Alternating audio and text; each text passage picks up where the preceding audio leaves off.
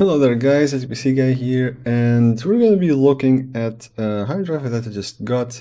It's a 6 TB Western Digital Blue. It's going to be a short, well, unboxing kind of. This is how I got it. They obviously buy them by the thousands and not really packaged in nice boxes or anything, so this is pretty much how it's standard for hard drives to come through. Apologies for crackling noises from the anti-static bag that it's in. And I'm going to be kind of giving you a look at how it actually performs compared to my quite old 1 TB drive. They are both WD Blues. The older one is a good 6 years old or something, while this one is, well, new, and it should be from the newer batch. Does this actually really matter? Well, it kind of does. Some developments happen over the years, obviously. Models are improved even when they're from the same lineup, in this case WD Blue. So there are improvements in things like the density on the disks, on the hard drives, that sort of thing. That improves with seek time, read time, etc. And well, there's always small differences in terms of reads and writes, and that's kind of what I will try to convey. First of all, opening it up for those of you that like unboxing, again, it's going to crackle a bit because it's an anti-static bag and anti-moisture to keep your hardware safe during its journey and storage. Comes with the thing here. You just get out of the bag and, well, it looks like a standard hard drive, as you can imagine. No cover at the bottom, which doesn't really matter because it's in your PC anyway, and nothing really else in the bag other than this little bag that's supposed to help with the moisture that might be trapped in the air inside. This is all pretty standard stuff.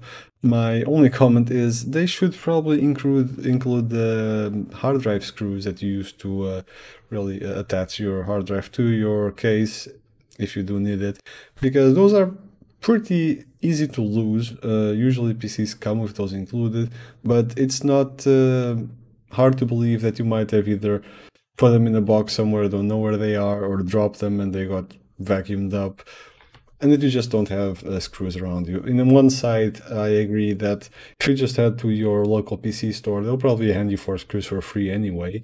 On the other hand, it would also be a very small effort to just include those. Everything about this hard drive is pretty standard.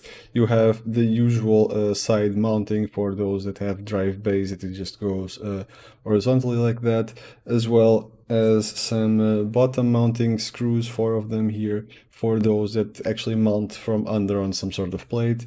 Connections standard as well, the usual SATA power and SATA data, etc. And let's just take a quick look at the spec sheet before I actually get it in the system. So taking a look at the whole spec sheet, this is for all WD Blue.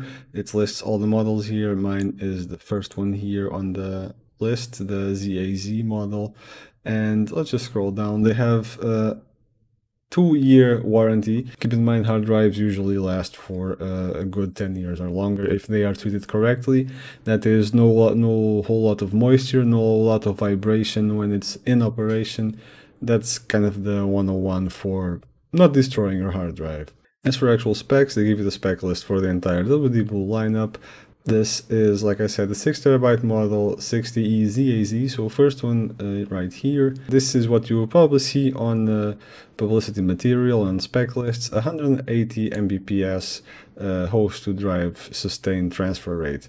So this is what we are kind of going to be looking at in terms of benchmarking and see if it actually reaches anything like that. It's a 5400 RPM drive, 3.5-inch, pretty standard size, 256 MB cache, which should help with things that you load often. Well, it's a cache, and the bigger it is, the more performance improvement you will see, obviously. So I specifically targeted this because I'm kind of thinking of using this as a cold storage drive for some B-roll, for footage, for the videos for the channel, that sort of thing.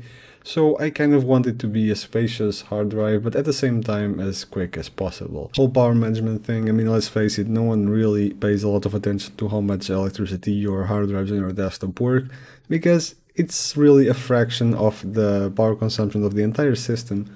So it's really not something anyone really focuses on. Who cares if your drive is drawing 175 watts or well, in this case 4.8 watts when it's reading and writing, when your GPU might well be drawing upwards of 200. Something that might be important for some people is the acoustics, and obviously these are data from the manufacturer. We don't have the entire setup that they used, but it seems to be a relatively quiet drive compared especially with the 7200 RPM. This is also one of the reasons I went with WD Blue, because I was considering also Toshiba X300, which is more of an enterprise grade drive. It was slightly cheaper for the same capacity. However, there were some reports that it was a bit louder. In one hand, this is good because that is caused by using more durable, higher grade components on the drive that should last longer. On the other hand, yeah, it makes it for a less pleasant experience. Last but not least, WD has a whole range of products. They have the red, purple, black. Black is high performance, so it's usually high RPM, high capacity drives that do come at a premium. There are NAS or network attached storage drives that are meant for that type of usage, storage drives for surveillance cameras, that sort of thing. So they all have their own uses, and yeah, the blue in this case is the one that is aimed at general day-to-day to use on normal person's PC, be it a desktop, laptop, etc. So blue is the standard mainstream lineup, let's say. Without wasting any more time giving more spec sheets and showering with data and all sort of stuff that you might not really care, let's put this baby in and see how it actually does. Not going to record it because it's a hard drive installation, it's not that difficult, I've shown it before.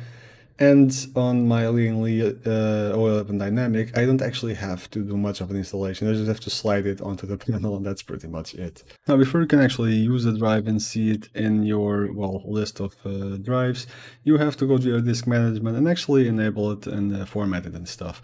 And it should prompt you after you put it in if you want to use it with MBR, Master Boot Record, or GPT. There are some difference to both. Some are more reliable than others. For the catch here is because it's a 6 terabyte drive, MBR only supports, as far as I know, up to 2 terabytes, so you have no choice but to go with GPT.